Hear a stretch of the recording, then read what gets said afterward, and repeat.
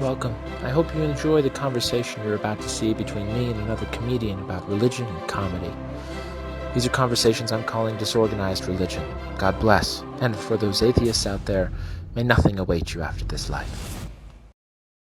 Hey nerds, welcome to another episode of Disorganized Religion. I'm your host, Seth Lawrence, as always. Thank you all for tuning in and for listening.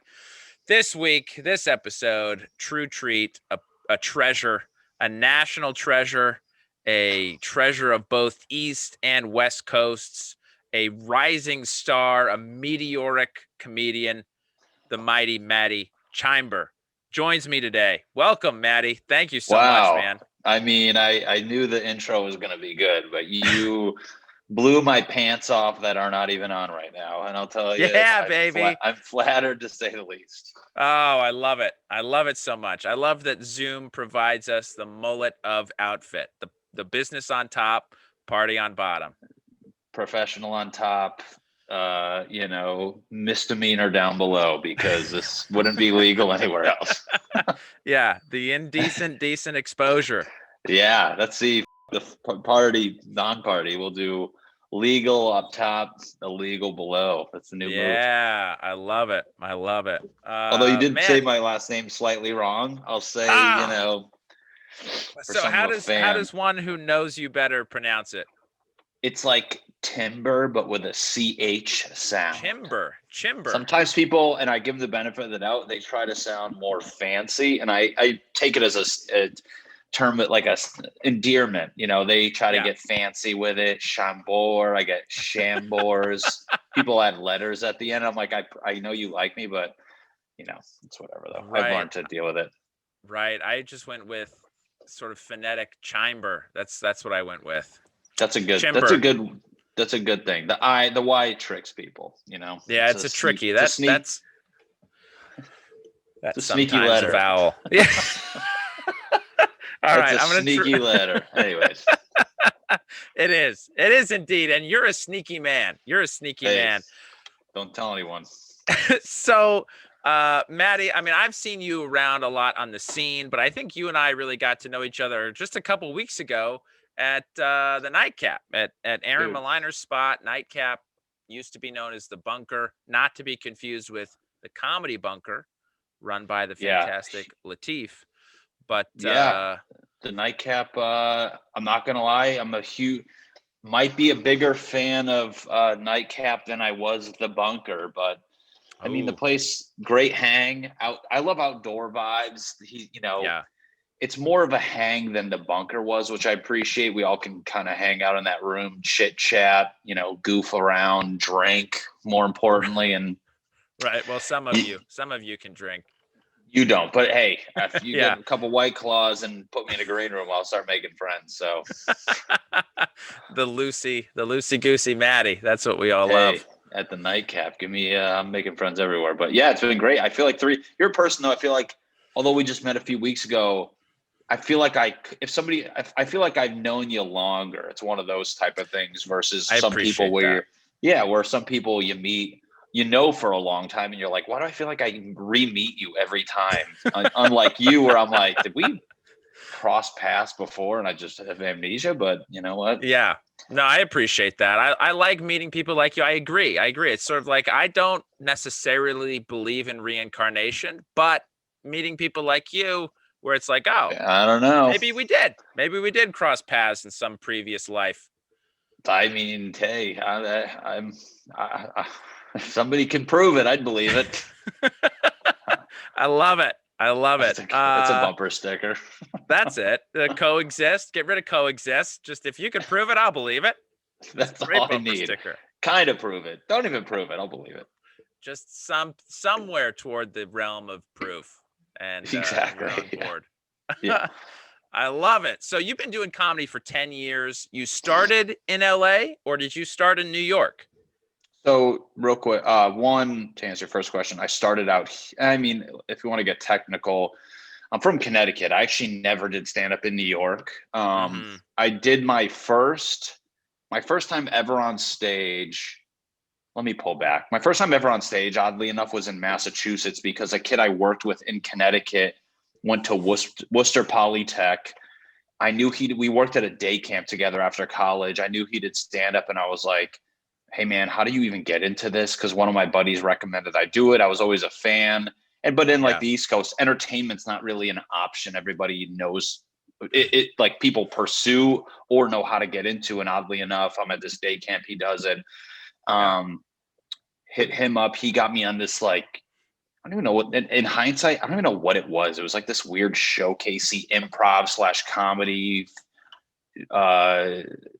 variety thing, but he got me like 5 minutes on it. And so I did that first set in Massachusetts, did probably like 5 open mics in Connecticut. And during that time, I already graduated undergrad and I knew I was going to come to LA. And then, I mean, I don't even know what the term taking comedy serious was, but I did like one a month, you know what I'm saying?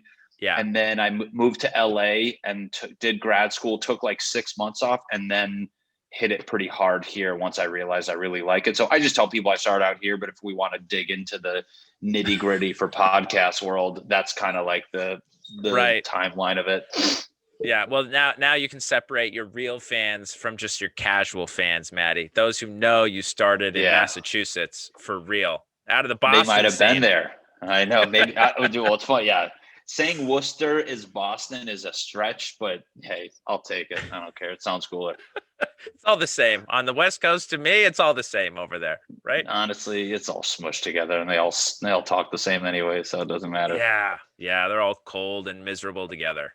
So, and you know what? That generates comedy, so I'll take that. But yeah, so I did that, and then 10 years, and it's crazy. I guess it's weird to count this year or last year as a year in comedy, but I'm a person that I'm never like, we always meet people in comedy who get very technical when they try to like tally up how many years, because they want to sound like they've been doing it less. They're like, I've been grinding for like a year, but I've been doing it for 12. You're like, you've been doing it for 12 years. Yeah. So I'll count it. And what is there are a couple of things I want to talk to you about, but first I want to ask you about your writing process, because your comedy is so unique to you, and I love all of what you do, but I'm curious about how you come up with the bits that you stick with. Boy, I'm glad this is being recorded, because I'm going to listen back to it, because I swear to God, I don't even know. Like, and it's interesting to hear people say things like my comedy is unique, and you can tell because like, everybody has like imposter syndrome, where I feel like I'm just every white guy. But lately, I've noticed the things that stick are, and I do my best to write jokes and really be observant. I'm not a guy who sits down and writes. I try to do like the morning page thing, but that's like fair weather stuff. I jot ideas down. I do a lot of open mics, and I will write like a word or an idea that intrigues me. And it's just the sheer volume of going up and just saying stuff constantly and just keeping what sticks and finding like a rhythm in that and I feel like since you started seeing me at the Nightcap, I've been getting good at like just being free on stage. I tend to think like I'm good at, like, I don't want to say riffing, but I'm pretty quick-witted. And some of the things, they're not crowd work per se, but it's like things that happen in the moment that I somehow generate into jokes that I can do off like at different venues. Like, so when people are like, oh, it's good crowd work, but if you actually watch me at a couple places, I can do that. It almost becomes a bit, which is odd. So I have those, which I feel like my career shifting more towards that, which it sounds very conversational and it's like 100% me. But when you see me on the road, I did have a lot of like, because I used to open for Drew Lynch, and you kind of emulate the person you open for. So watching him, he's very structured. You open with this, you close with that. And on the road, you do need something like that. So it's weird. I'm departing from that while trying to take the professionalism of that style, if that makes any sense. Yeah. Well, it feels like you're kind of describing an Ian Bagg, like a Drew Lynch to Ian Bagg transformation almost, of having this kind of repertoire of what appears to be off the cuff riff, but you've just done it so many times and people are generally all the same that Right. couple tweaks here and there and it looks brand new, but it's really something that you've honed. It's not Right. lazy, you know? Right. And honestly, for me as and a writer too, and just how I hate doing, I never, ever, ever write my jokes out verbatim. Like they don't really, the only time I ever did that was actually like a year ago. I have my thing right here, June 29th last year. I did an hour for the first time. And that was the only time I ever, and it was at the Comedy Bunker, oddly enough, you brought it up. Yeah. That was the only time I ever got very technical, because it's just the sheer volume of jokes. You can't just like be off the cuff. Like these sets around town, when you're doing 10 minutes, 15, you can get away with like not really planning. But that was the first time I made like a Google Docs and I wrote down verbatim. But even when I do that, my rule for myself is like when I start you do the punchline. When I start tagging, I really try to make that custom for the show, or that's my like wiggle room where you can, I have like my right and left side of my brain, where it's like my right side is do the joke up to the punchline. And once you get that laugh, I'll let you off the leash for the tags, and then I'm going to put you back on the leash. So it mimics like you kind of like hide the structure around me around and stuff. So sure. Well, I need that. I'll drive myself crazy, dude. Yeah. I definitely can understand that. For me, I try to have at least one or two jokes that are just kind of mine, that I almost don't even care if the audience loves it or not. I just like toying with the ideas of the jokes. I need those, or I can't. I just feel like a shell of a person just reciting the same words. You're just like, what was that? That's not even fun. You know?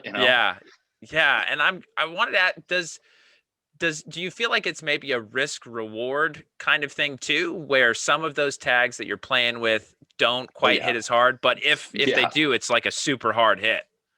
Yeah, dude, that's the thing where I feel when I do go off the cuff a little bit too much, you're right. It's like, it either is just like great, or it just completely flops and it freaks me out a little bit. And that's like the point in my career, like where I'm at comedically, where how do I juggle that? And I always feel like I used to take myself off the tether rope when I would do the riffs, and I'd be, the joke or the tags were eating it or whatever, I would have a hard time scrambling back to the structure. But now I'm trying to be really good at like getting my scripted stuff very good, where it makes me feel comfortable. So I can sense if like the first tag or whatever, they're not feeling it, I just go right back to the thing. You kind of like dip your toe in the water. If it's too cold and not feeling it, you just zip right back. So, but you're right. When it hits, it's like, I mean, it's just like, it's a laugh you can't get from most of your punchlines. That's what I try to make my, so, but when it doesn't, it's a terrifying, career-ending moment, and you drink at the nightcap and talk to strangers. So. Sure. Yeah. It's sometimes it's a self-questioning, like, what am I even doing? Why am I even up here? This was all a terrible mistake. Bro, it's crazy, but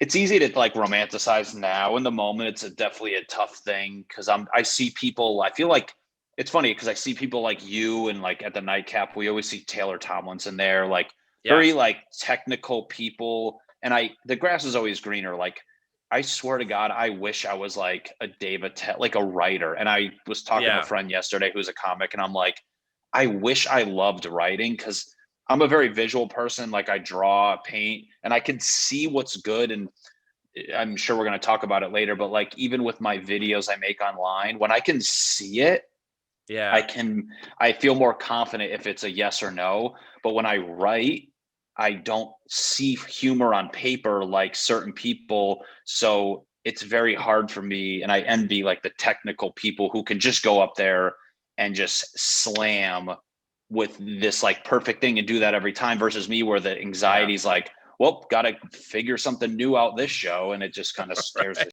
out of me because there's no like guarantee in that. So that's the thing I'm trying to learn right now, or at least deal with better. Sure. Yeah, I feel very similarly to you. I had a little bit of improv training, with comedy sports in Provo before doing stand up, and sometimes I feel like that's a boon, and sometimes I feel like it's a crutch that gets me in trouble. Oh, dude, isn't it crazy? Yeah. But I did a show Friday, and I literally before the set, I'm just like, I'm a person, I don't know about you, like, I know the riffs work great when they hit, but like how to get into them, I'm not sure. Like before every show, I'm just a nervous wreck. Like I'm going to bomb.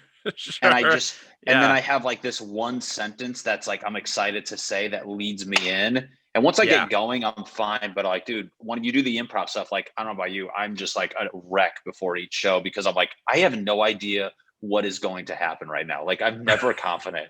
It's like the craziest thing. Yeah. What my strategy is to have, one or two jokes that I know I'm going to do, one kind of right off the top, and then one maybe in the middle or even as a closer. But getting into the improv, like what kind of these ideas I want to toy with, that can be soul crushing if it's not going well. I mean, it's weird, but you know what? It's my confidence has a lot to do with that feeling before I got on stage though. Like lately at the Nightcap, that venue, I sort of got just having all you guys there and we're having fun makes me not care about the outcome as much. And I'm trying to take that mentality because like you ever see like these guys around LA who are like successful and you watch them, their air of like, I care, but I don't give it is like through the roof. Like you watch them on stage taking risks and like, you're just like, God, like, I wish I want to do that. But my fear is like, I got to do good. So they book me again. But then when I do venues like Nightcap and everyone's there and like, we're friends with Aaron and he's like, dude, have fun. You have these sets that are so great. And I'm like, that's what I'm trying to mimic because it makes me feel better about doing the weird things. So that's the rule for this year. For me, at least. Yeah. Well, and that's good. I mean, the people that I noticed doing that, for example, like a Neil Brennan, taking risks, and he's a writer for sure. He's not, I don't think, going off the cuff up there. But he'll take risks, and do something that he's not sure how it's going to land at all. He's just working stuff out. I think some of that comes with the success of all these other times that he's been up on stage and kind of that freedom to just, they're going to have me back again next week, no big deal. Dude, as a guy who like, that's the biggest thing I always in LA is like, I was like, I know I'm funny, but I always feel like I'm so scared because I have to please the booker, which in turn makes me nervous and I don't do as well as I could. And then you have these shows where you're like, it's a bar show. I don't care. And you're like, who was that guy? I want to be that guy everywhere. I don't want to be the guy who's trembling in front of, but then it's just tough because like a no-name new guy, you kind of have to be like, you have to show up and perform, but you're like, okay, do I just like, and I've talked to people, it's like, do you go up there with the risk taker mentality and just say, you know what, I'm going to do my thing. And I wonder like, if it's as bad as I think, like whenever I feel like that, I'm like, oh, it's not going to work out. But it's like, I bet they can smell you being yourself more than being this just recited comic. I'm curious about like, as somebody judging and watching comedy as like a booker, what they gravitate towards more like, oh, he didn't do as well, but that kid was in the moment having fun versus, oh, this kid did technically better, but he was just this like robot scared boy, so it's like right. Is that replicable? I think I wonder too how much they think, this is, and we're two cisgender white guys. I feel like I'm replaceable. If I don't crush every time in these showcase things, I'm replaceable. Exactly. They'll just find somebody else. I think, and I don't know, but like for me, but that feeling makes me feel like I have to, and it's good though, because it makes me have to be such myself more. And that's why I'm happy you said like, oh, you're unique. I can see your jokes are like you. I'm like, that's good because like you said, we're just these mannequins of comedy. If you're a white straight male in comedy, you're this mannequin of comedy that better make enough noise where they recognize your specific noise separate from these other straight white males. So I guess it's a gift and a curse where you're like, it forces you to really be this concentrated version of yourself, but also it's scary because you're just like, man, somebody can just take me out and put in Moses Storm, like, and be like, all right, goodbye. Right. Same show. Same Yeah. show. I don't think Yeah. so, but No. yeah. So, okay. So are you more worried about like the before times with the big crowds that you're performing in front of, or small crowds like outdoors now? Not like COVID safety issues. I'm just talking about, relationship with the audience. Which one scares you more? The I don't want to say it's either. The audience that scares me, just to answer this question for how I'm feeling right now, the Yeah. audience that scares me the most right out the gate is whatever show I'm on, when I'm on the show with other very good comics and I know they're watching. So that's like the first one. Like, Yeah. I'll be honest with Drew, and like, I love outdoor. I goof off. I like bigger crowds when I was with Drew because oddly enough, I'm less nervous at big shows because there's a wall of darkness, and whatever's behind that, you don't know. Like, I mean, if you're watching the crowd, you're freaking out, but when you do it enough, those are easy because you're just like presenting jokes, like, and you're Right. just like, versus like an outdoor show, you got to do a little more of the riffy dancing around. But I also like that too. Yeah. So, I mean, I've been in rooms where the bigger crowd is dead, and you just feel like you can't keep the balloon of laughter in the air, and it keeps falling, and you're like lifting it back up. But then again, I'm just completely dancing around a solid answer. But then I've done outdoor shows where like they're not paying attention, and you're just like, am I just talking right now? So yeah, I don't know. I think whatever one my peers are at, I get terrified. Yeah. I think that's like, at least for me now. I don't know. The outdoor stuff I kind of like though, because I'm very ADD and I like seeing things happen. Like if something happens, it just like almost gives me a reason to leave my joke and just go on my little tangent, versus like in a bigger room, you can't just do that. Like sometimes in a bigger room, sometimes in a bigger room, like I actually have a bad habit of calling out something in the first couple rows and no one behind that row knows it. And then I ruin my joke that was working. Yeah. And that riff bombs, and then I'm trying to start from zero again. So I'd say that one, but they're both great. So I don't know. Yeah. I totally understand. Great. It was a perfect answer, Matty. It was a perfect answer. I don't know. You get what I'm saying. They're all great and they're all terrible, all for different reasons. It just depends on the night. And excited all the time. Yes.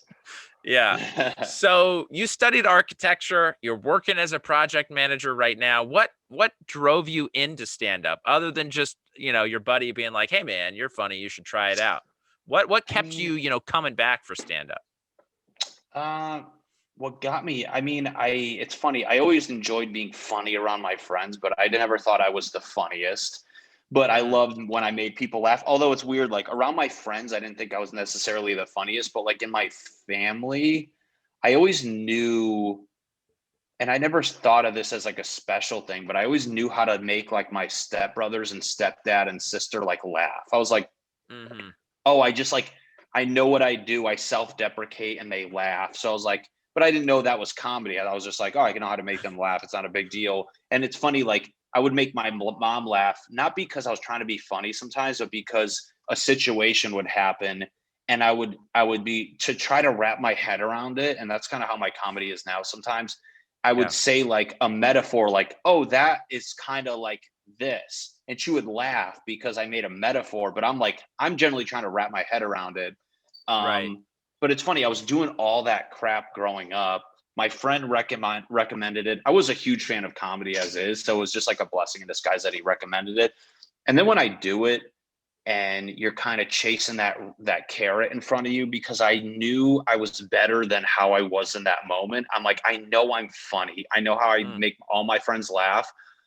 But when I go on stage, I'm just not that guy. And I was always striving to be the guy off stage, on stage that I am off stage. And it's just been years and years of chasing that. Well, good things have been happening, and I generally love doing stand-up and making people laugh. And the whole process, but I really think it was just like my stubbornness being like, you're not quitting because I know you're better than this and you know you're better than this, and we're going to see how far it can go, because that's right now you're just not developed and you're not giving yourself justice. So generally think that's it right now. And it's just, besides being fun, that's kind of like the more stubborn mule inside of me that keeps me going.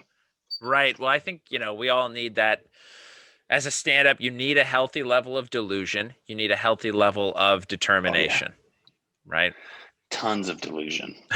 It's weird, but it's like, don't you feel like, I mean, it's like, not to, I mean, just to say it out loud, but it's like, you need delusion as far as like keeping yourself going, but it's like, you also need this air of like, I mean, for me personally, like you have this like ignorance of like, I'm better than them, not maliciously. Cause I've come from like sports. I played sports my whole life. I played baseball in college. It's a competitiveness where it's like, not only that, it's like I see, and this sounds like delusional to say, but like I would see some of the big names and be like, I can do that. Like I know I can be that funny, but you don't ever say those things out loud because you'd be called an immediately. But it's like these little, your angel on your shoulder, which you rarely let talk to you in the world of comedy, because I feel like you're constantly beating yourself down.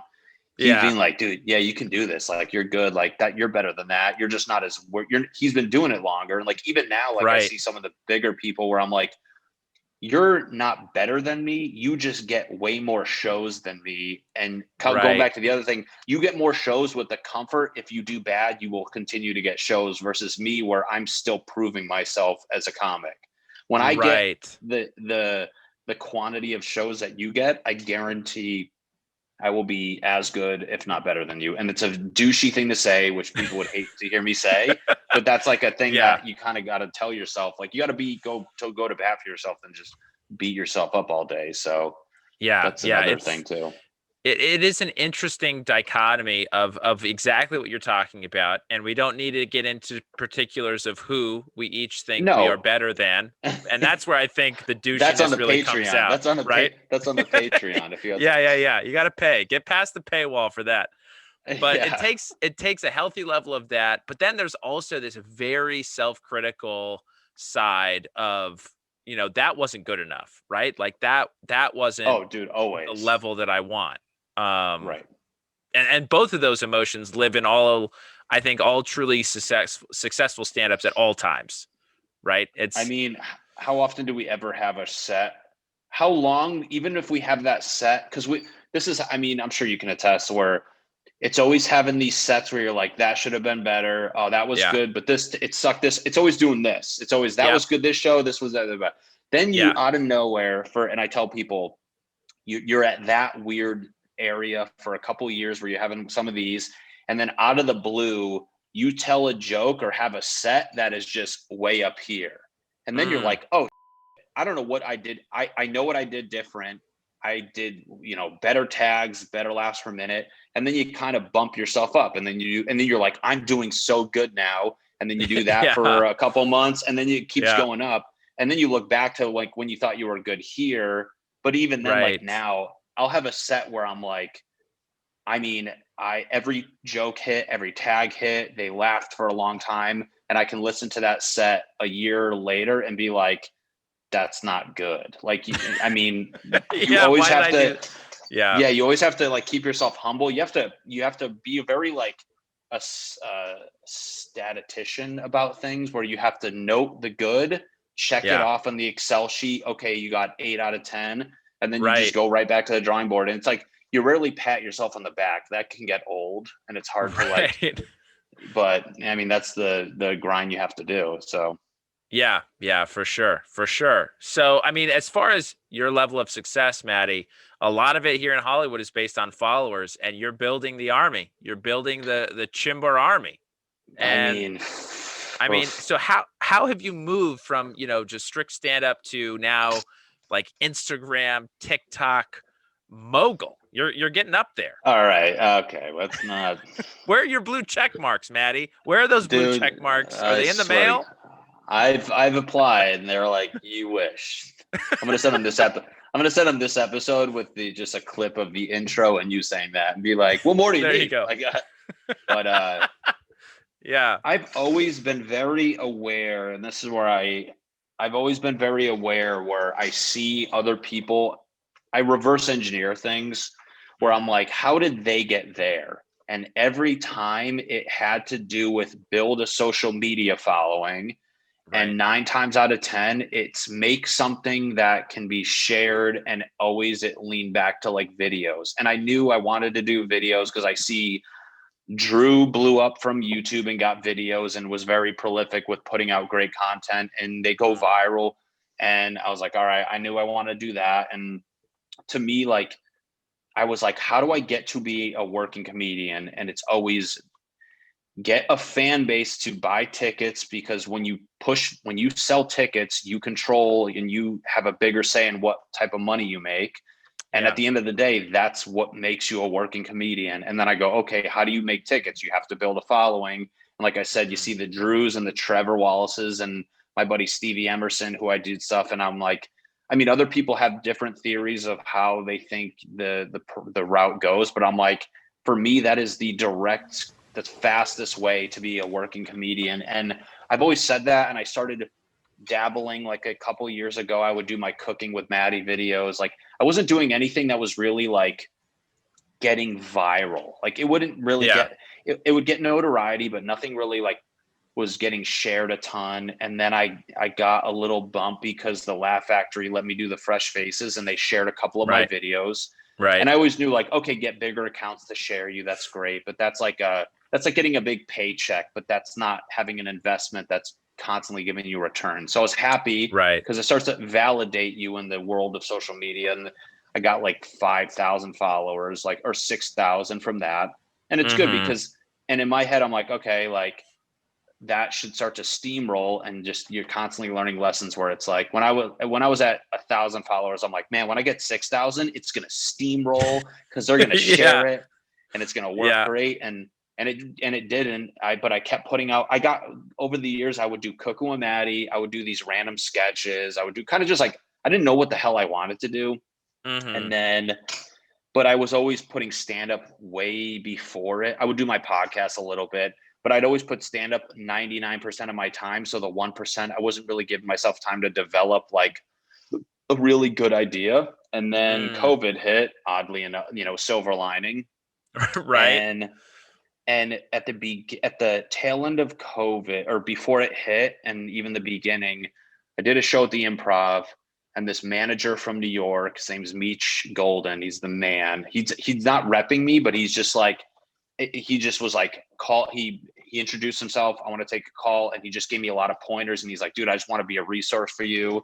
Yeah. And it was great. He's just like a guy. I was finally felt like validated in a way. And then long story short, at the beginning of COVID, they had a social media manager at his agency. And I was like, can I just talk to him for like 20 minutes? And I was like, dude, I just want to pick your brain. And he told me the best advice. He goes, make shareable content so people can share it. And I basically started, I don't know if you like scroll down. I used to do, I would do the tweets. You just do a tweet and put it on your Instagram. On Twitter, they would eat it. They would eat an ass. They would do like maybe okay. And what by okay, I mean like 10 likes. Yeah. And then did that for a little bit. But I'm like, again, I'm not a writer. I love the visual thing. Right. And started doing a couple. I was going away from the Cooking with Matty, and then I started doing a couple of these random little sketches.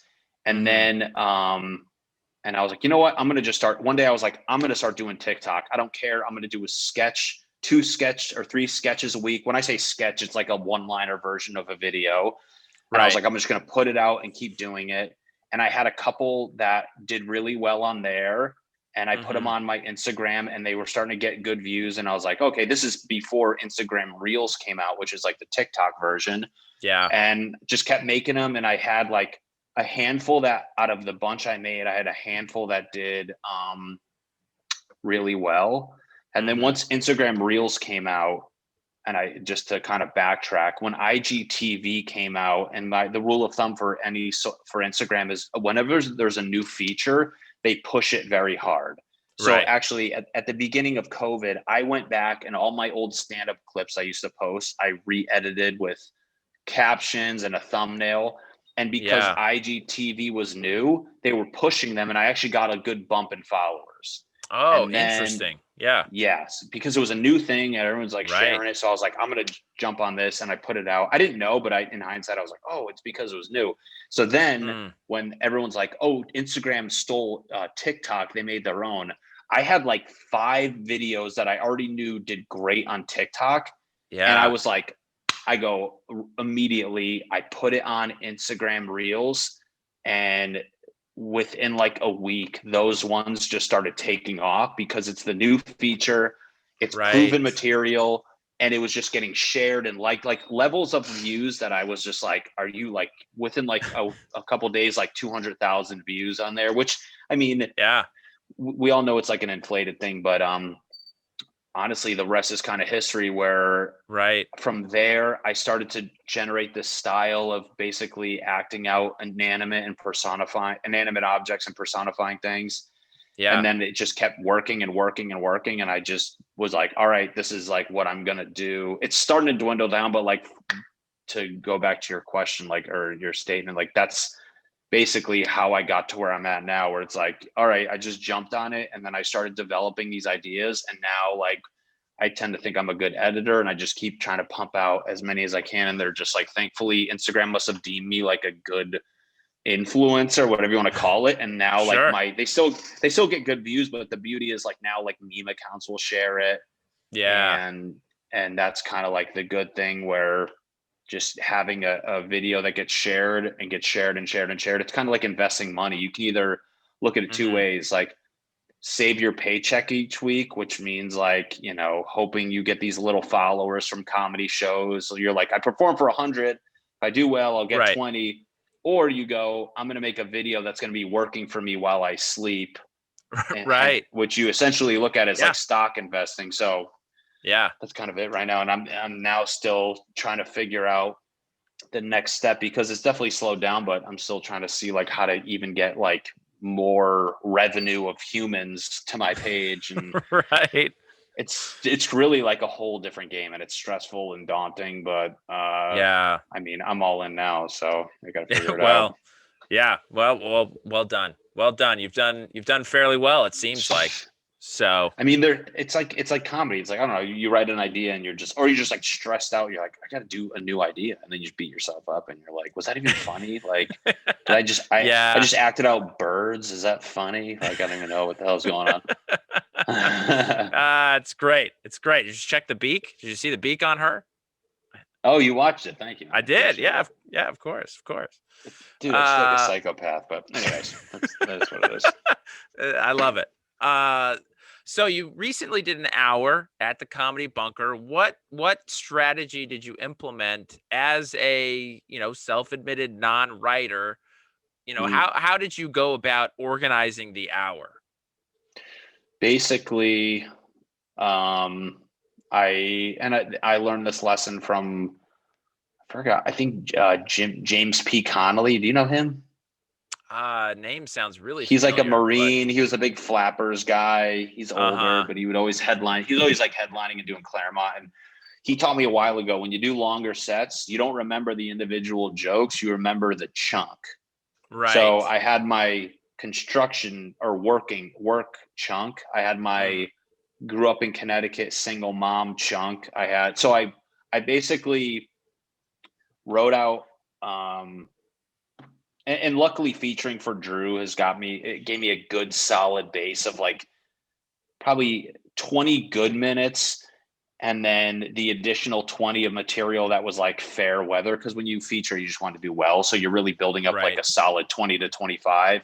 But Yeah. basically the strategy was, okay, if I have 5 chunks and they're all 10 minutes or whatever, that's basically my hour, obviously 50, Sure. but if you figure for laughter, that can eat up a lot of time. So that Right. was really it. And I wrote it out I went and wrote out every joke, literally like any joke I've ever told at a feature set. I had a dry erase board, wrote them all out, categorize them in what area it should go. And then from there, I just would just like practice that chunk at Bert's back room. I would go do the 10-minute one and just be like, okay, today I'm not, because it's so easy to go to a mic and do new stuff. I was like, I'm doing the work chunk and I'm going to do 10 minutes. And then I would literally go back and I print it out. Like you can start to see it here. See this thing right here? Oh, sure. Yeah. So I would color code this chunk. The red chunk was the intro jokes because those tend to open, like you have your joke you can always open with. For some reason, it's just a great opener. Yeah. You put the ones in the middle that like do well, but they need a little momentum from previous bits. And then I would put at the end of each chunk, I would call it the closer of that group. And I would put the best joke at the end. And then I would just like I have construction, my age, being single, growing up in Connecticut, or growing up family, that would be that one. And then ex-girlfriend. So all my ex-girlfriend bits. And I would literally just go and just run those constantly and take notes and just keep like, I would be like, you can come up with new stuff if it fits in that. But like, I kind of curbed writing a lot of new things because I needed to just like hone all that stuff. And just, I did that for like a good month, but those are also bits that I've been doing on the road for a while. So it's not like I had to do like a ton of rewriting. It was just like kind of building up the ones I haven't said in a while. Right. Gotcha. Still stressful nonetheless, but Yeah. Now, obviously we all have kind of our shticks, our things that we joke about. You know, I joke about religion a lot. I have heard not your whole hour, but I've heard some of your stuff, and you joke about being horny a lot, which is hilarious, but you don't really joke about the religion stuff. So is religion part of your background, or were you not really raised religious at all? It's funny. I got my first communion. I'm Catholic. My whole my grandmother on my dad's side was insanely religious. Oh, okay. My grandparents and my mom went to Catholic school. They all went to Catholic school growing up. And they would always go to church. And then I feel like with the times, my mom would like, we were fair weather church people, but I still would go to CCD. I don't know if you know what that is. It's like Sunday school for people who didn't go to Catholic school, because I went to like public school. Oh, okay. So basically every Sunday I would go to the church at it was like the evening, and they would just give us like Catholic school stuff. And you basically build up, and the first step was you got to do your first communion, which is getting the wafer and all that. Yeah. And then from there you build up again, and I think you get your confirmation, which is like it's another step where you get a confirmation name and all this stuff. So right. I did that. And then, by that one, like the confirmation, you're in like high school. And after that, it's like how much we would go to like church, like on holidays. And then, when I go to college, I never went. So it's weird. Like I understand it a lot. I was never like super religious, but I can respect it because all of my family, I was like the first generation, not to sound, it's like sounds messed up, that like kind of, we just were like, you know what, I think we're done with this. But sure. That's it. I don't, nothing against it. It's not like I was like the people who never went to church, but I've been to church. I can get married in a church too, if I want to. So. That's great. So do you still identify as Catholic, or sort of, if somebody brings it up, like it's not something I'm like, hey, I'm mad I'm Catholic. They're like, what? Right. Really? I guess I don't want to like claim it in a way when I'm such a fair weather fan. It's like, sports. It's like, I'm not going to be like, go Dallas Cowboys when I don't know many people on the team. They're like, get out of here. So, right. Sure. Like most people in band t-shirts. Exactly. My Pink Floyd shirt. I can name one song, I think. And I don't even know if it's the song or the album. I got the shirt at H&M and I was like, cool. I like Justin Foster. Do you know Justin at all? I don't. He's my buddy. Anyways, he's like a big band guy, and I piss him off because I wear a Pink Floyd shirt and he gets mad because I don't listen to them. And I Right. claim I only bought the shirt because I like triangles, because there's a triangle on the front. Yeah, for Dark Side of the Moon album Yeah, cover. yeah. So what's the one thing you can name from Pink Floyd? I think that was it. Dark Side of the Moon. We Okay, got so that's the the fact that yeah. you can dub it over Wizard of Oz. Apparently, I don't know. Right. Yes, actually very cool. I don't know if you've done it or not, but it's amazing. Never done it. Don't do drugs. So, but I don't either, and it's still interesting. Even without drugs, it's pretty cool. So I'll do it. I'll check it out on YouTube. But yeah, yeah, there you go. I mean, religion wise, I guess that's it. You know, I don't. I'm not like it's there. I respect it. I understand. Yeah. I understand what it means to a lot of people. So if that's what they want and they like, I'm like, whatever, it's fine. I just know Sure. I knew people who were like super religious. Like I remember growing up, like Jehovah Witnesses would come and like go on your doorstep. You're like, Yeah. I mean, thank you, but like, let me just do my thing. Like, why don't you just go? Yeah. Like, I never understood that side of it, and it's very easy to poke fun at that side. So, Right. Well, they yeah. were our biggest competitors as a proselyting missionary. It was either us or the Jehovah's Witnesses out knocking doors. What's the difference between? Here's a good. Here leads us into the Mormon. What's the difference between Jehovah Witness and Mormon? I mean, quite a bit. Obviously, both Christian. My faith, I believe there's other books of scripture besides the Bible. So that's Right. probably the easiest way to put the biggest difference, right? We believe Right. that this guy Joseph Smith translated these plates into the Book of Mormon. So Right. we believe in current living prophets. I don't know that the Jehovah's Witnesses do. They don't believe in Jehovah's anything, from my understanding. They don't believe in anything? Is that what you said? From my understanding, they don't. Nothing is important to them. I don't know, besides going to doors.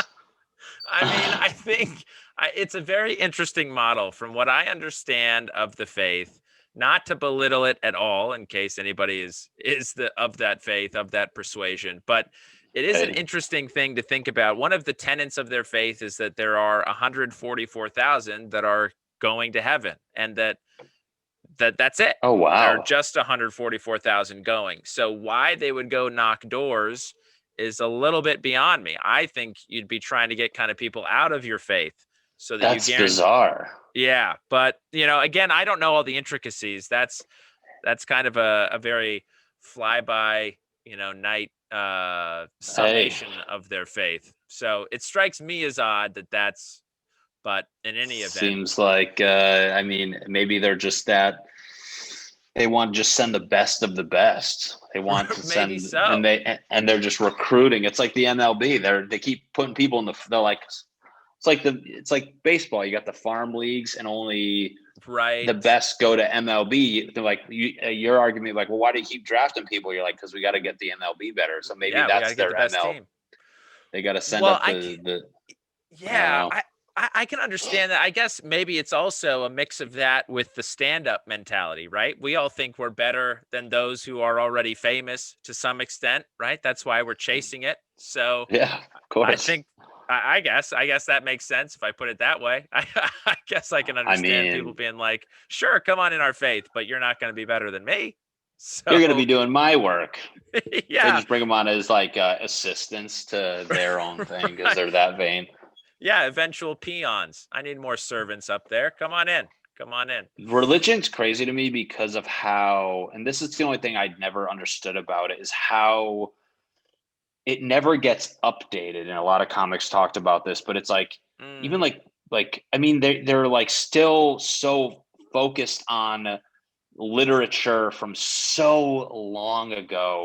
Like sure. we don't even like hold merit to things written in like the 60s, but a book that is aged hundreds, arguably thousands of years does not need any refreshing. You're just like, what level-headed human would ever agree to that? Like but I mean, I understand a lot of it's based up for interpretation, so you don't need to rewrite things and that would completely change it. But that was always one thing for me where I'm just like, I mean, we're all adults. And when you start talking about invisible, but then again, Okay, let me finish that. We all know that the invisible stuff's silly, but then again, I'm like, it's still their attempt at hinting at some sort of an afterlife, and it's a snapshot of their knowledge, or at least, yeah, their knowledge of like what they can comprehend.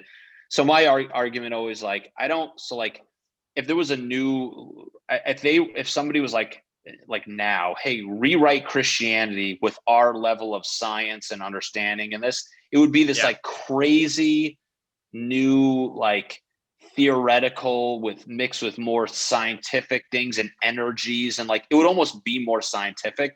And it's like, that's why I don't completely bash it, because I'm like, dude, they don't, I mean, I always tell people like, and even now, like, for us to try to like comprehend an afterlife is like telling somebody in the 1800s to explain what Wi-Fi is. You're like, right. They would not.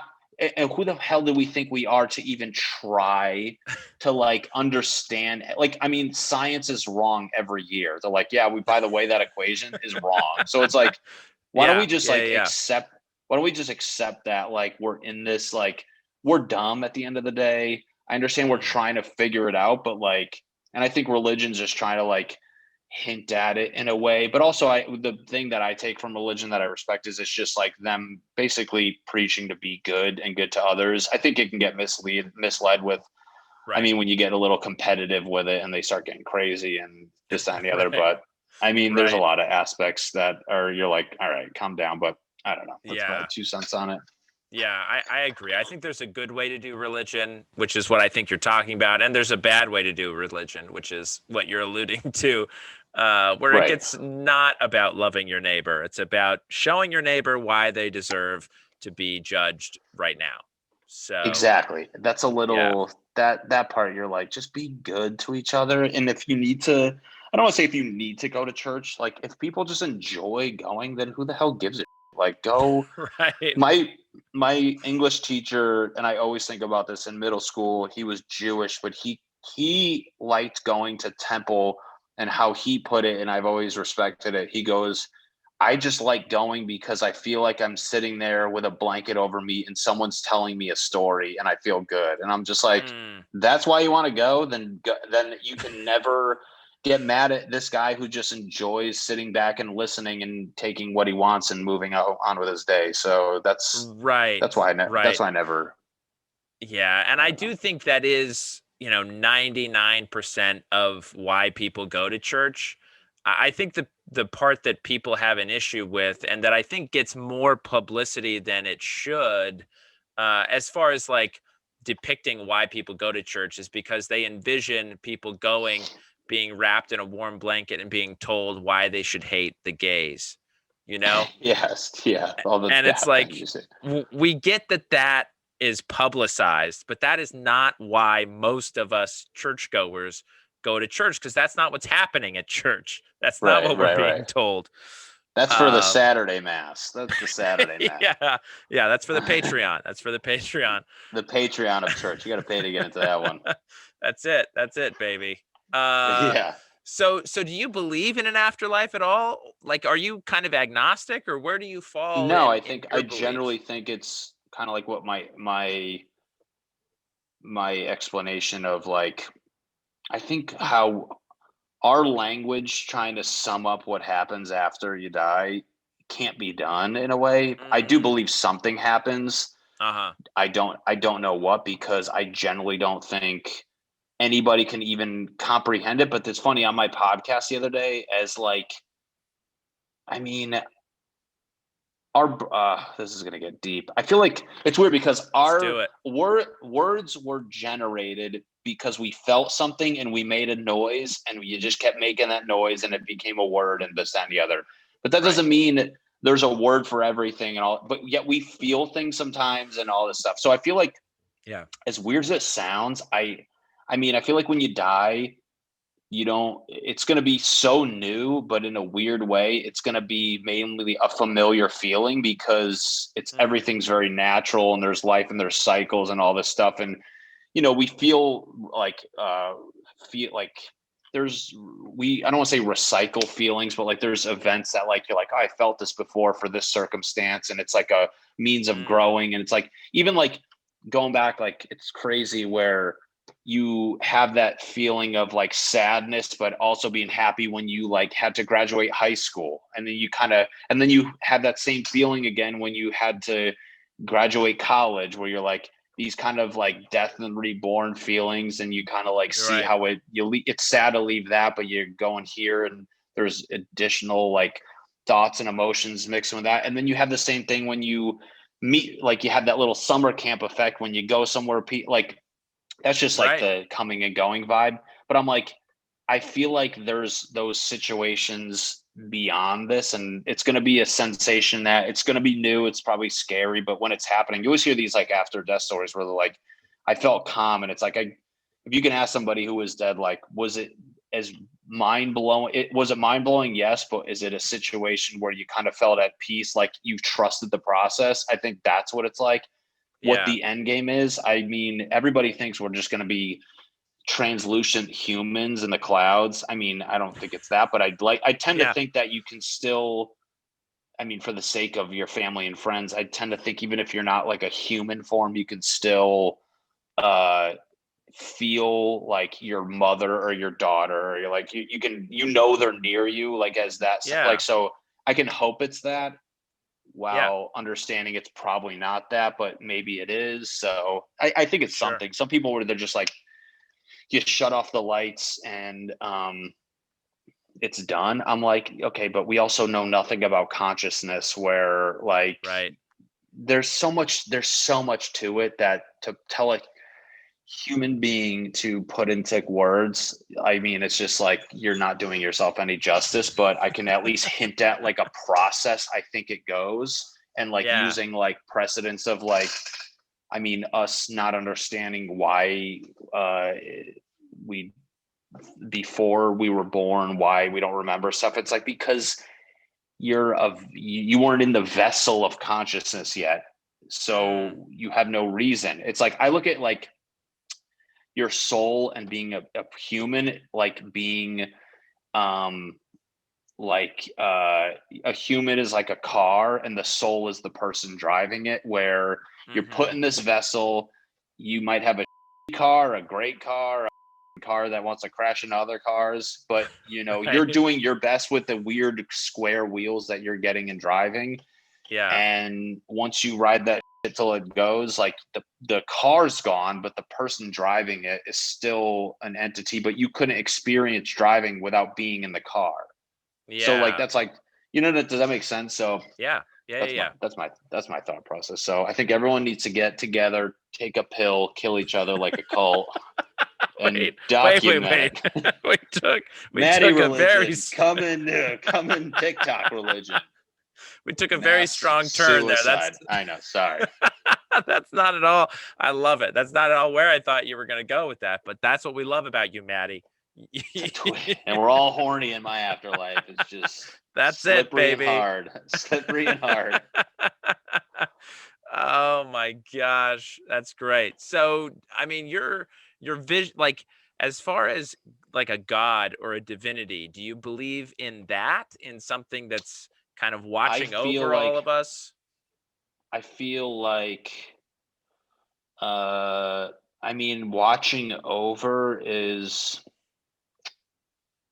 I mean, I don't know about watching over. I look at it like this. I drew a picture once when I was high where like whatever we are, there's a much more concentrated version of that somewhere else, which is in turn what God would be.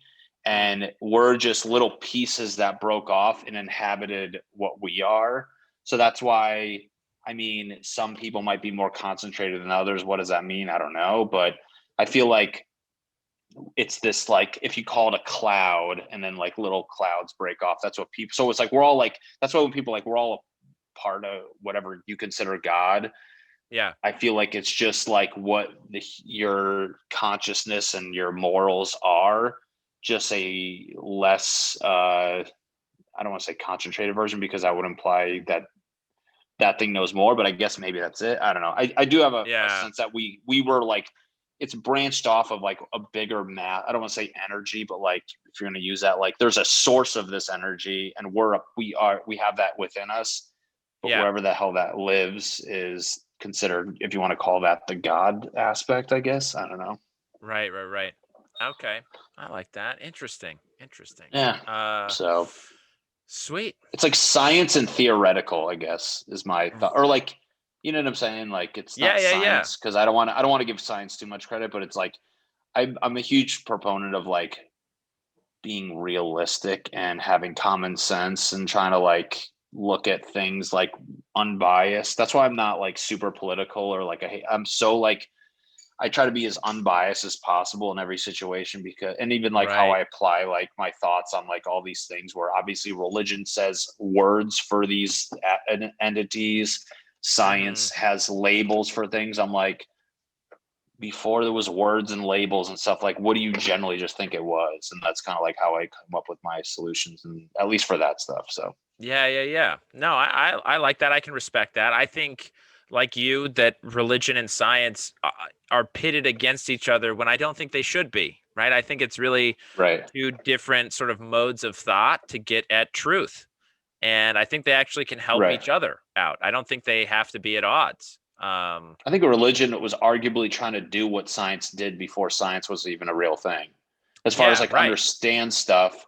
And then they put labels on it. And then one day some guy just put a narrative to the science, which in turn became, or the narrative to their science, which was religion. I feel like religion is narrative to their science back in the day.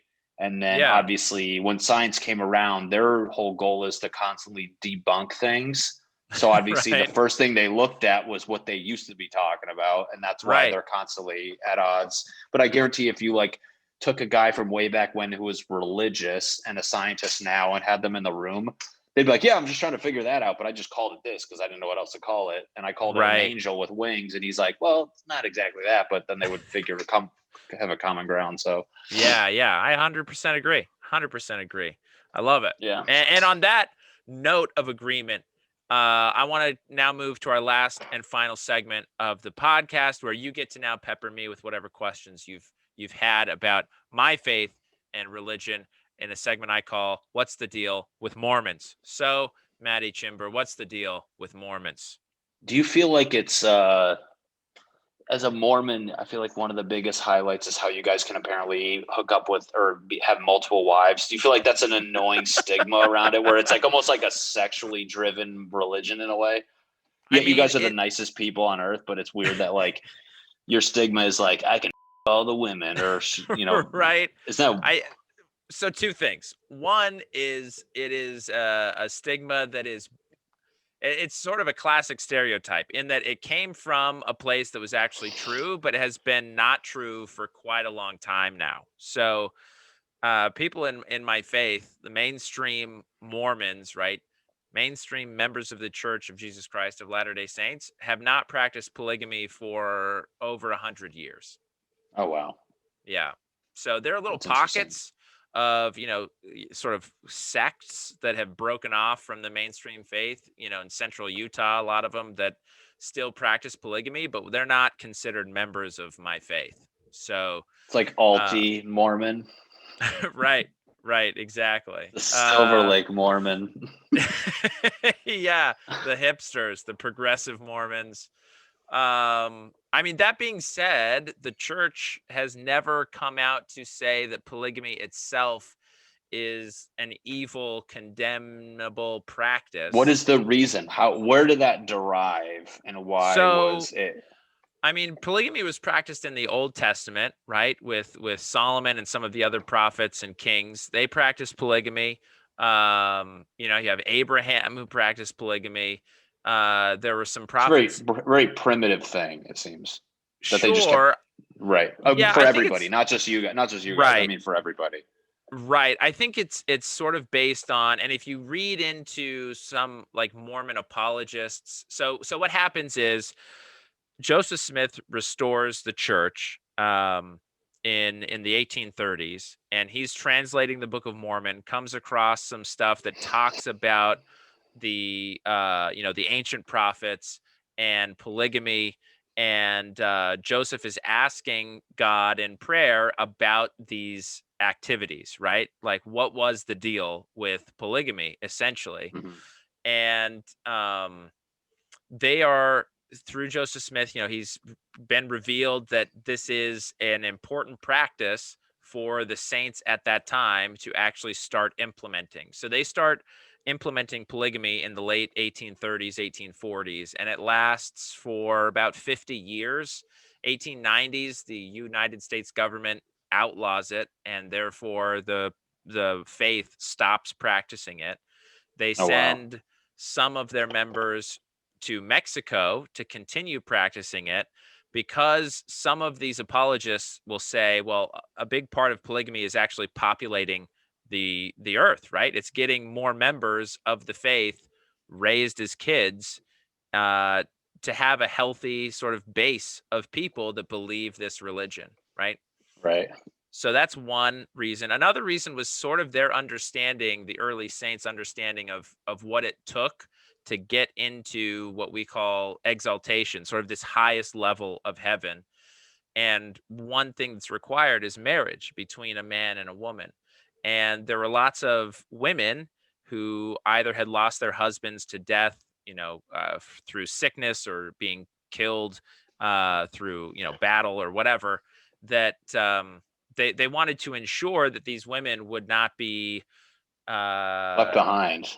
yeah, right, exiled because they weren't married any longer. So there were some marriages Right. performed that were just sort of almost symbolic in nature, so that they all felt covered in making sure everyone could make it into exaltation. That makes It's sense. probably a mix of both, but anyway, in the 1890s it stopped, and but it's kind of a cool little bit, right? I mean, polygamy is so salacious that it sticks around. So Sounds. That's just how perverted people are. They're like, hold on. right. Yeah, Well, and you you have the got problem multiple. Yeah.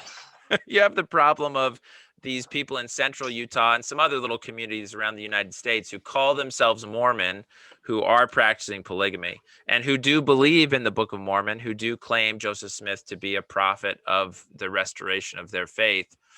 And that sort of confuses, I think, the general public, who don't really care, other than this really cool little kind of salacious fact, right?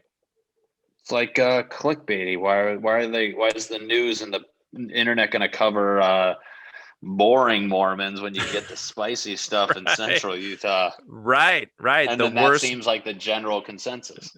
Yeah, exactly. Go after the worst dressed, most apparently sex hungry people in the Mormon faith. Go for it. I don't know. I'll read about it. I'll sign me up. Do you feel Right. like Right. is there a lot of Mormons out here? Yeah, there's a healthy amount. Yeah, for sure. Do you hang out with them, or like feel? Do you go to like where's your church at? Yeah, so I go to a building that is in La Crescenta area. Mm-hmm. So that's where our church building is, and sort of in our corner of the earth, La Crescenta, La Cañada, there are a few church buildings, a few different congregations that meet at these church buildings. But yeah, there's a fairly healthy Latter-day Saint faith, or I guess, overall congregation, a gathering in Los Angeles. There's just so many people in LA. So Do you feel like there's a? Can you spot a Mormon? I mean, if they're wearing a BYU shirt, yeah, heck yeah, Oh, I baby. guess. Yeah, Brigham that's Young, funny. Brigham Young University, that gives them away every time. I will say though, I've been confused when I see a Y on a hat or a shirt, because sometimes it's Yale. So you can't Right. just jump to conclusions when you see that And tricky Yale. letter. If I know anything about New Haven, Connecticut, it's no Mormon area. A little Puerto Rican-y, but no Mormons. Right. Yeah, My exactly. only beef with Mormons is when I moved out here, this girl, she'll remain nameless, but I met her at a comedy Good. club because she worked there, and she showed interest, and long story short, we started like going on dates and all this stuff, and then I was like, oh, I like this girl, and then it comes out her boyfriend, which I don't know what they were at the time, was doing his little retreat somewhere. Where do you guys His mission?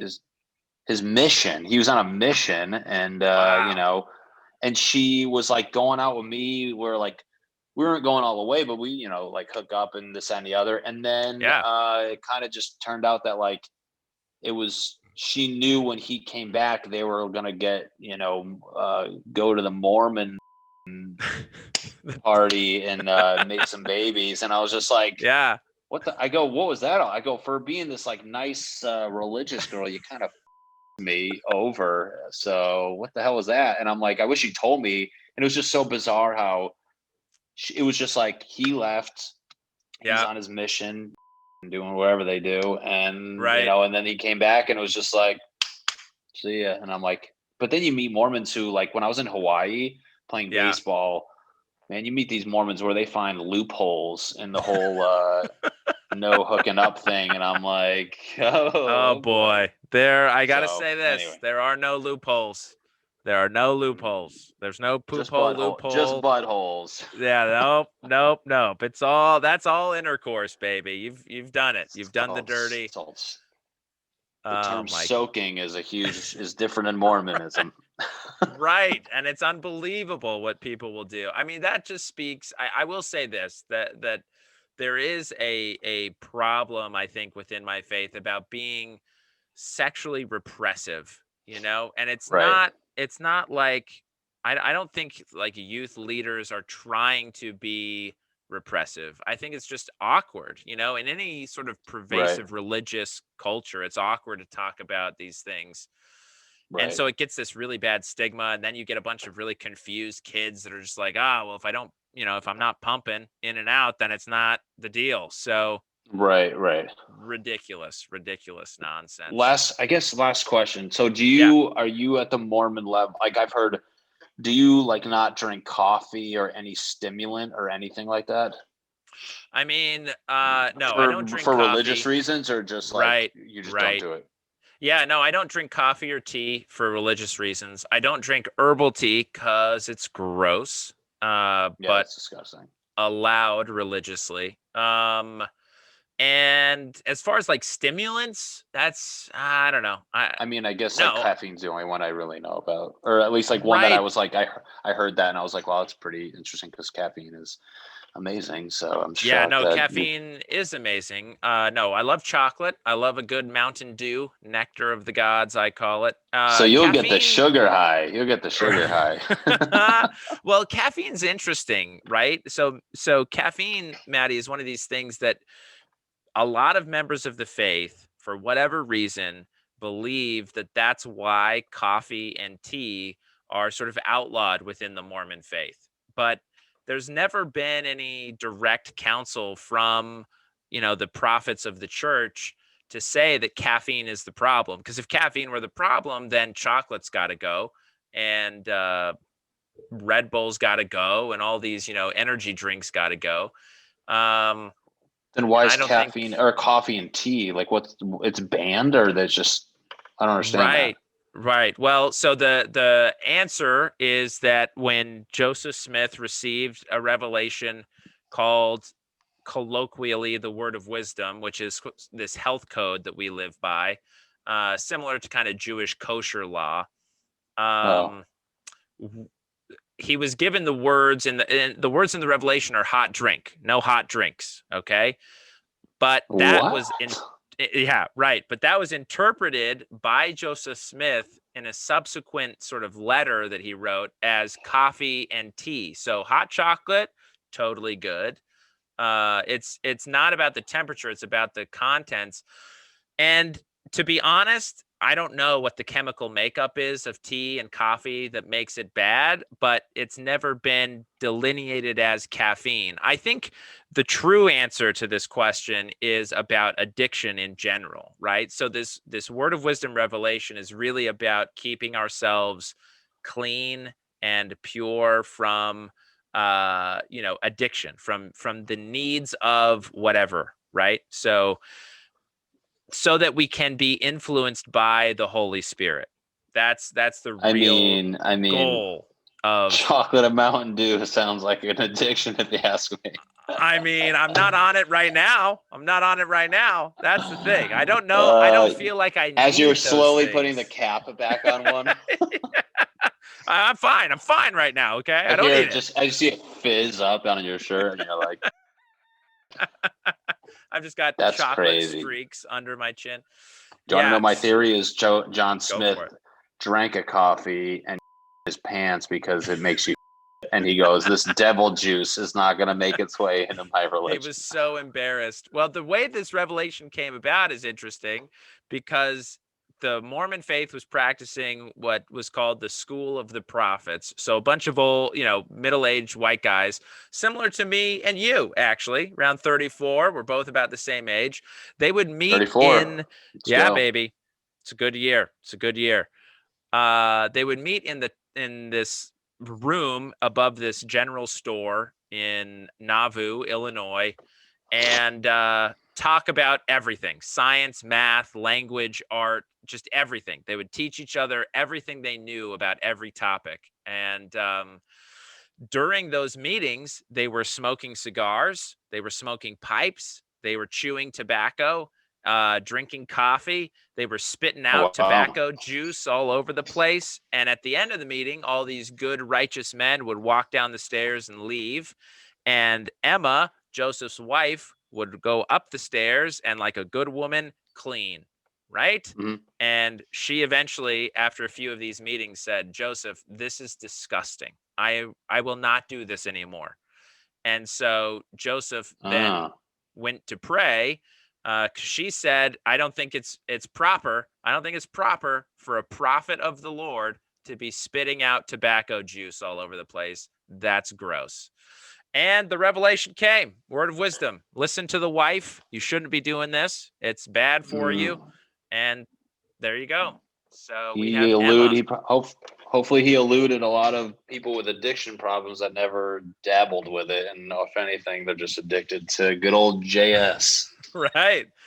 That's, or JC, baby. Oh, John Smith? No, it's not.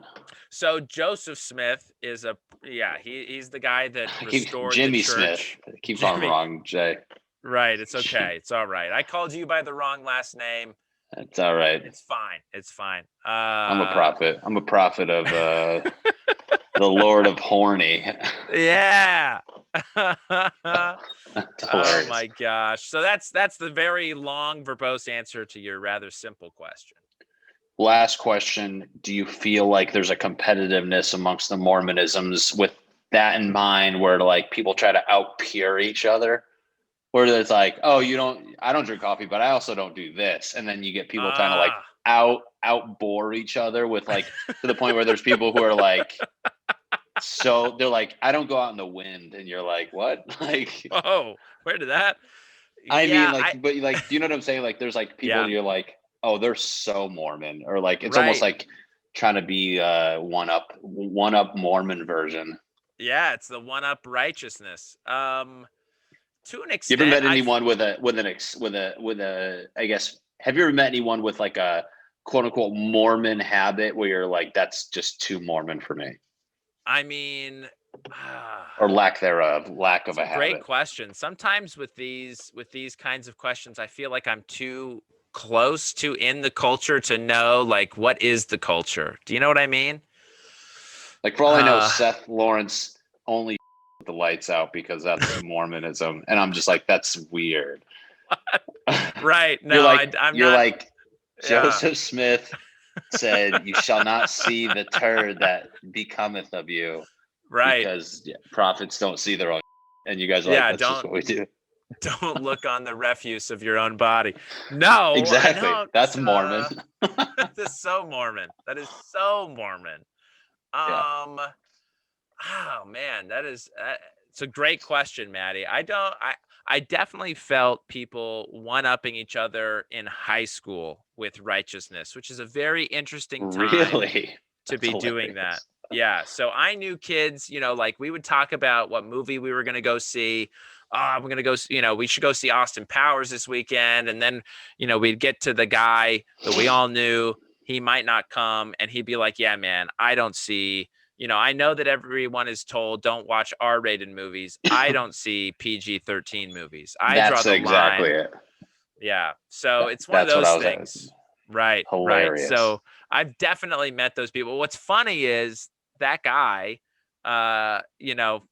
anyway, it's sort of like some of these people who try so hard to do religion the right way, which is like over the top, end up kind of hating it and then leaving it because it's impossible to live like that. And it's like, a standard that it's too much. Right. And it's like you were never supposed to live like that. So no wonder you hate it. I would hate it. I would hate it if I did it that way. That's like when people start podcasts and they overdo the first episode with all these graphics and then by episode 10 they get burnt out because it's like you just should have started it at a steady pace and let the righteousness catch up to you than him coming out the gate being like, I don't watch Austin Powers. I don't put butter on my popcorn. I the lights out. No coffee. You're like, dude, you're over. You got to ease into it, buddy. Yeah. Exactly. No chocolate here, baby. I'm all pure. I want a chapter in the Book of Mormon called the chapter of easing into it, and you guys are just gradually become just these orbs that hover of righteousness. But until then, you guys can watch R-rated movies and right. Yeah, go to Nightcap. A 12-step intro program where you're slowly getting into it. Yeah. Well, we'll have to develop. Maybe I'll write up a rough draft of that program and send it to you for editing. I would love to just. I'm going to come up with things that I think are Mormon that you should stop doing. The lights out bathroom sounds like it could be like an elite Mormon practice.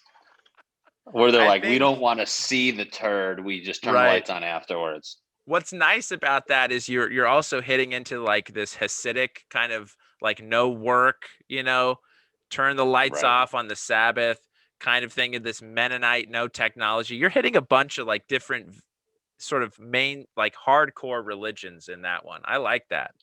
Dude, I'm a hybrid. It's people look at fusion like dining with like fusion foods. I do fusion religions where it's like instead of like Mexican Asian, I'm like, dude, I got a little Hasidic Mormon thing I'm working on. Right. I love it. You can only urinate while holding the mezuzah or whatever it's called. On Saturdays, yes. Yeah, exactly. yeah, that's it. You got to hold it. Got to hold it to the weekend. Dude, that's it, sir. No more. You cleared the air for me. I'm good now. Beautiful. Good. Well, anything you want to plug? You got a fantastic podcast that you're running, the Matty Chymbor podcast. The Matty Chymbor podcast on YouTube. My spelling is.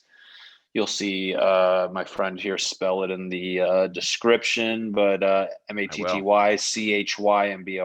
Check out my videos we chatted about on TikTok and Instagram. They're very unique videos that I take pride in and stress about. So if you can like it and look at it, not even like it, just watch it and maybe comment that you came from the Seth Lawrence show, the Disorganized Religion podcast. Disorganized Religion, exactly. And then that's it. At the end of the day, I just want them to enjoy the episode and keep listening to your podcast and subscribing to you and smashing the like button. So I love it. Do you have a website people can go to find out when you're coming to their town? You don't? I don't. I'm actually I'll plug this the first time ever. I'm starting my merch. I'm selling these hats, which I don't even have out yet. They say wildly average. It's a nice hat. This is the prototype, and it's going to start making its way into my videos, and I'm going to get people to start getting familiar with it. If they like it, there'll be a link, but I'm not I just wanted to say that because it's the first time I've ever said it. So yeah, it's a new thing. I'm trying to get merch going. That's not comedy merch, but it's almost like it's this separate entity that you would see me wearing while doing my videos, because you'd be shocked when I do my videos. Like when I had my USC hat, didn't even go there. It's just a hat I wear. Yeah. Or certain articles of clothing. People comment and notice it. And I'm like, and my buddy's like, you should make merch. So I don't want it to be like goofy comedy merch. I'd rather be like something cool that people would wear. So this is the first of hopefully many that if you guys like it, feel free to keep an eye out for when they go on sale. So. That's great. Now, did this idea, so you talked about this in your last podcast episode a little bit, this wildly average kind of idea. I threw the word out there a little bit, and that's kind of the idea that has driven it, where, I mean, as much as I talk about me thinking I'm better than everyone, but at the end of the day, I do generally think we're all just average people, and we have our peaks and valleys. And I mean, it's almost to kind of keep yourself grounded when you see somebody's Instagram and it makes your life feel shitty, or you see somebody doing well. Guess what? They're the average. You're just looking at their highlight reel, and they look at you the same way you're looking at them. So, right. I mean, and it might not even be a highlight reel. They might have just wept right after. Exactly. It's like, we're just these normal blobs, and we're trying to be wildly average, meaning like we're just it's an extreme. Right. It's like an oxymoron in a way, I guess. And it's like a silly self-deprecating thing that I feel like people can be like wearing and thinking like it's almost like cool to be like, I'm average, like instead of wearing a shirt that says I'm the best. So, yeah. I love it. I'm with average. You can start a whole thing. Dude, see, it's like that's why I'm trying to just like really nail down what the first couple products are that, I mean, you can be the recipient of some merch, and I'll give it to you for free. So I'll buy it. I'll buy it from you, Matty. I'll support. No, dude. I got a community that I will be sharing it to. Just wear it and not cross out any of the graphics, and we'll be fine. I love it. Absolutely, man. I'll be a happy wearer supporter. Matty, thank you so much. I really appreciate you coming on, talking about this with me tonight. Sweet, man. Well, I'll put all your info in the show notes. Everybody hit up Matty Chymbor on Twitter. There he is. His podcast, TikTok, Instagram. All the good stuff. stuff. Look for that merch, baby. Keep an eye out for it. It's still in the works, but it's like the Willy Wonka treat. You just saw it, but you can't take it out yet.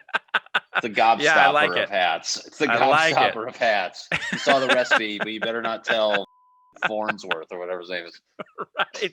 Right. Oh man, what's deep cuts from Matty Chymbor tonight? I love it, dude. Thank you so much. Remember, it's the metaphors. Just to go back. See. I need people to understand I need them to have two examples, not one. So then they can make, I get it. So anyways, thanks, buddy. I really do appreciate this. This is great. Nightcap. This is what we do at Nightcap. People you got to see, and hopefully there'll be more. So yeah, hopefully so. All right, baby. Thank you so much, Matty. And hopefully we'll see you at Nightcap a couple weeks.